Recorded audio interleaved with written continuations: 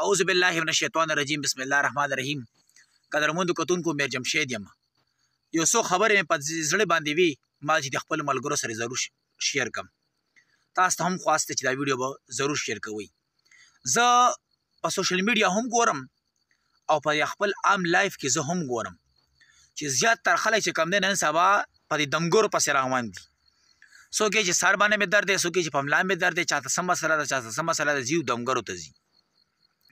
دا یاد ساتئ په دې کې زیات تر دمګري هسې پیسو ته ناست دي.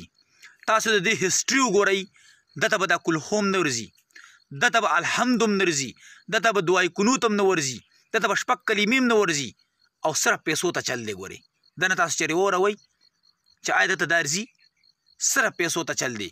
په دې کې دا زیات تر زنانه په څه شي دوکه کېږي چې یاره هغه فلانکې مولا خو پیسې نه اخلي، خو چې څو دې ورکړي نو تاسو پته ده چې 100 200 300 دا خو هر سړی کوي چې غریب نه غریب سړی هم دغه کوي، دې نه کم خو بد ښکاري.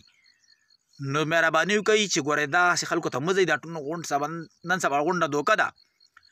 تاسو لاړ شئ ګاډي ته پیسې هم ورکئ، سپیشل لاړ شئ یاره سره خپل ګاډي پېټرول هم خرچ کوئ، بیا هغه ته چې کوم دی هم پیسې ورکوئ چې دا والا پیسې والا هغه څه وکړي، هغه الحمدلله رب العالمین الرحمن الرحیم مالک یوم الدین ایاک نعبد و ایاک نستعین اهدنا الصراط المستقیم صراط الذین انعمت علیهم غیر المغضوب علیهم ولا الضالین آمین.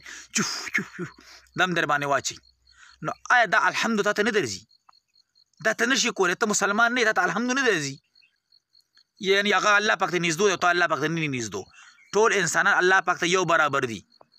هغه سړی ته نږدې څوک نیک عمل ډېر کوي، ته ځان کې ټیلنټ پیدا کړه، نیک عمل وکړه، د هغه نه الله پاک ته ځان نږدې کړه. دغه الحمد ته هم ویلی شي. نو جومات ته لاړ شئ، کوم سړي چې وي جومات ته لاړ شئ، 2 رکعته نفل وکړئ، د الله نه یې وغواړئ. که زنانه وي شپې دې پاسي تهجدو ته دې پاسي، د الله پاک ته دې وجاړي. الله پاک چې کوم دی نو اخري اسمان ته راځي چې څوک شته راسي چې ما نه یې وغواړي، څوک شته راسي چې ما نه یې وغواړي، زه ورکوونکی ذات یم. نو الله پاک نه یې وغواړئ، الله پاک به تاسو مشکلات حل کړي. ویډیو یو څو خبرې وي چې دا مې سره ضرور کوري، د ټولو ملګرو سره ضرور شیر کوئ. الله پاک نه غواړئ، الله پاک چې کوم دی نو ورکوونکی ذات دی. الله پاک حاجتونه هم پوره کوي، هر څه الله کوي. دا تبلیغ خو ځکه چې الله نه د کېدو یقین او مخلوق نه د نه کېدو یقین زمونږ او تاسو ډونه کې راشي. نو هغه دا شی دی چې هېڅ نشي کولی دمګرې، هېڅ هم نشي کولی. دا هسې دوکې دي، شته پکې صحیح خلک پکې شته، خو زیات تر ګوره دوکه ده.